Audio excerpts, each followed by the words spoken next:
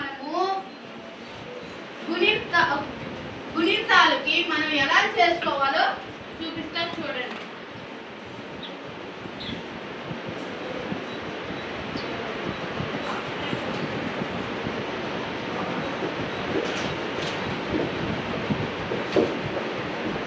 Okay అమ్మా, ఇప్పుడు అనేది ఎలా పలుకుతుంది? ఆ పలుకుతుంది. ఆకి ఏమొస్తుంది? తలకొట్టు వస్తుంది ఆకి. ఇప్పుడు చూడండి, కా రాయాలంటే కాకి తలకొట్టు. ఇప్పుడు ఆకి ఏం పలుకుతుంది? దీర్ఘం. దీర్ఘం పలుకుతుంది కాబట్టి ఇప్పుడు కా గుణింతో ఇప్పుడు మనం గుణింతాలు అనేది రాయాలనుకోండి. చూడండి, గుణింతాలు. ఇప్పుడు ఫస్ట్ ఆలో తలకొట్టు. ఇప్పుడు దీర్ఘం పలుకుతుంది కాబట్టి దీర్ఘం ఇస్తే ఓకేనా? ఇప్పుడు ఈలో ఏం పలుకుతుంది? గుడి. ఇదిగోండి చూడండి, ఇలా గుడి రాసుకోవాలి. సరేనా? గుడి. ఈ గుడి అనేది కాకి ఎలా ఇస్తాము? ఇలా ఈ రాసుకున్నాం. ఇప్పుడు ఇలా ఏం పలుకుతుంది? దీర్ఘం పలుకుతుంది. గుడి రాసుకొని దానికి దీర్ఘం ఇచ్చుకోవాలి. ఇప్పుడు కా గుణింతానికి కాకి గుడిస్తే కాకు గుడి కొమ్మిస్తే దీర్ఘం ఇస్తే ఈ పలుకుతుంది. ఓకేనా? మా ఎఫోల్డ్ యువర్ హ్యాండ్స్ వినండి. తర్వాత ఊ పలుకుతుంది. ఊలో ఏం పలుకుతుంది? కొమ్ము పలుకుతుంది. ఊలో కొమ్ము ఎలా రాసుకుంటాం మనము? లాగా కొమ్ము రాసుకుంటాం. ఇప్పుడు చూడండి,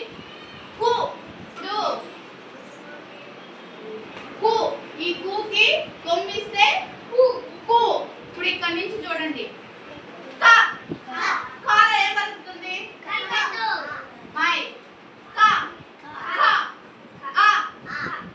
ఏం పలుకుతుంది? కాలో పలుకుతుంది. పలుకుతుంది. కాలో చూడండి, ఇక్కడ గుణింతాలు వచ్చాయి, ఇక్కడ అచ్చులు వస్తున్నాయి. చూడండి, పలుకుతుంది. పలుకుతుంది. నెక్స్ట్ ఎండింగ్ లో ఏం పలుకుతుంది? ఈ పలుకుతుంది. నెక్స్ట్ ఈలో ఏం పలుకుతుంది? పలుకుతుంది. చూడండి, అచ్చులు కూడా వస్తున్నాయి. అర్థమవుతుందమ్మా? అచ్చులు కూడా వస్తున్నాయి. ఈ పలుకుతుంది. ఇప్పుడు చూడండి,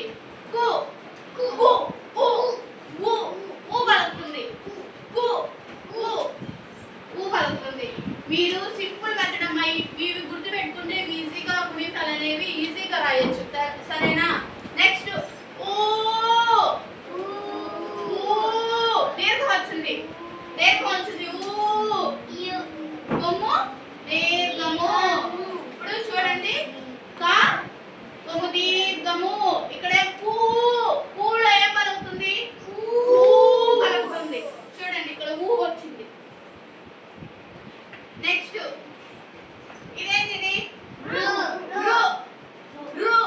రూకి ఏం రాసుకుంటాము? రుత్వము. ఇప్పుడు చూడండి, కూకి క్రూ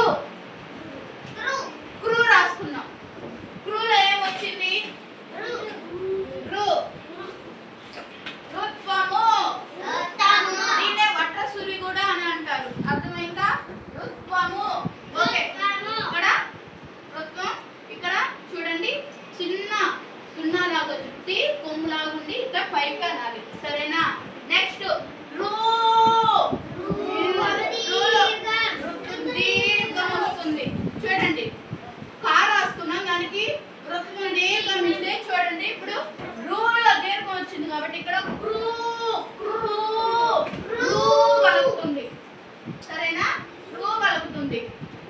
నెక్స్ట్ ఏ ఏ ఏలో ఏం పలుకుతుంది? ఏలో ఏం పలుకుతుంది? ఏత్వం. ఏత్వం అనేది ఏత్వం మనం ఇలా రాసుకోవాలి. ఇప్పుడు చూడండి మా గుణితాల్లో చూడండి. కే కే కేలో ఏం పలుకుతుంది? కే కే ఏ ఏ పలుకుతుంది. లాస్ట్ ఎండింగ్ లో కే ఏ పలుకుతుంది. నెక్స్ట్ సారీ మా ఏ నెక్స్ట్ ఏ ఏత్వానికి దీర్ఘం. ఇటు దీర్ఘం ఇస్తే ఏత్వానికి ఇటు దీర్ఘం. ఇప్పుడు చూడండి కే కే కేలో ఏం పలుకుతుంది? ఏ పలుకుతుంది. అర్థమైందా? ఏ పలుకుతుంది. నెక్స్ట్ ఐ ఐలో ఏం పలుకుతుంది? ఐత్వ అనేది పలుకుతుంది. ఐత్వ ఎలా రాసుకుంటాం? ఇలా ఇలా ఐత్వ అనేది రాసుకుంటాం. ఇప్పుడు మనం ఏం రాయాలి? నెక్స్ట్ కై కై రాసుకుంటే కైలో ఏం పలుకుతుంది? ఎండింగ్ లో కై ఐ ఐ పలుకుతుంది. చూడండి ఐ వచ్చింది ఇక్కడ. కై ఐ వచ్చేసిందా? ఇప్పుడు ఓ ఓ ఓ ఓలో ఏం పలుకుతుంది? ఓత్వం. ఓత్వం ఎలా రాసుకుంటాం? ఇలా రాసుకుంటాం. ఈ ఓత్వానికి ఇప్పుడు కో కో రాసుకున్నాం అనుకోండి. చూడండి కో ఈ కోకి చూడండి ఏమొస్తుంది? ఓ కో ఎండింగ్ లో కో ఏం పలుకుతుంది? ఓ పలుకుతుంది. కో ఓ తర్వాత ఓ ఓకి దీర్ఘం కొప్పు ఇలా ఇచ్చుకోవాలి. సరేనా? ఇప్పుడు చూడండి కో కోలో ఏం పలుకుతుంది? ఓ పలుకుతుంది. నెక్స్ట్ ఔ ఔలో ఏం పలుకుతుంది? ఔత్వం. ఔత్వం ఎలా ఇదే ఔత్వం ఎలా రాసుకుంటాం? ఇలా రాసుకుంటాం. ఇప్పుడు కౌకి మనం కౌ రాసుకోవాలనుకోండి. చూడండి కౌ కౌలో ఏం పలుకుతుంది? ఔ ఎండింగ్ లో ఏం పలుకుతుంది? ఔ కౌ అంట ఔత్వం. నెక్స్ట్ అమ్ ఏం రాసుకుంటాం? సున్నా. సున్నాలో ఖం ఖంలో ఏం ఖం బాగా చూడండి. ఖం అమ్ పలుకుతుంది. లాస్ట్ ఎండింగ్ లో ఖం అమ్ పలుకుతుంది. నెక్స్ట్ ఆహా విసర్గ. వీటికి ఆహాకి ఏం? కహ కహలో ఏం పలుకుతుందమ్మా? ఆహా పలుకుతుంది. ఇలా అచ్చు. ఇప్పుడు నెక్స్ట్ గా అయినా అంతే, చా అయినా అంతే, ఏదైనా అంతే. మీరు అచ్చుల ద్వారా ఇవి నేర్చుకున్నారనుకోండి గుణితాలు అనేవి ఈజీగానే మీరు రాయొచ్చు. ఏం కష్టపడవలేదు. ఇలా సింపుల్ మెథడ్ లో మీరు గుణితాలు అనేవి ఈజీగా నేర్చుకోవచ్చు. చూడండి కా దీర్ఘం ఇస్తే కా గుడిస్తే కి గిడి కొమ్మిస్తే కి కా కొమ్మిస్తే కు కొంచెం 2 minutes దీర్ఘం ఇస్తే కు వృత్వం ఇస్తే క్రూ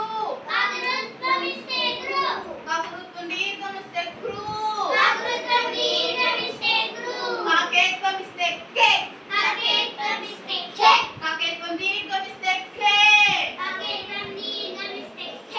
కాకైత్వం ఇస్తే కై కాకోత్వం ఇస్తే కో కాకోత్వం దీర్ఘం ఇస్తే కో కాకౌత్వం ఇస్తే కౌ కాకొక సున్నా పెడితే కం కాకు 2 సున్నాలు పెడితే కహ. ఇప్పుడు చూడండి ఆ నుంచి మనము గుణితాలు అనేవి రాసేసాం. ప్రతి ఒక్క గుణితము ఇంతే. సరేనా? ఓకే అమ్మా.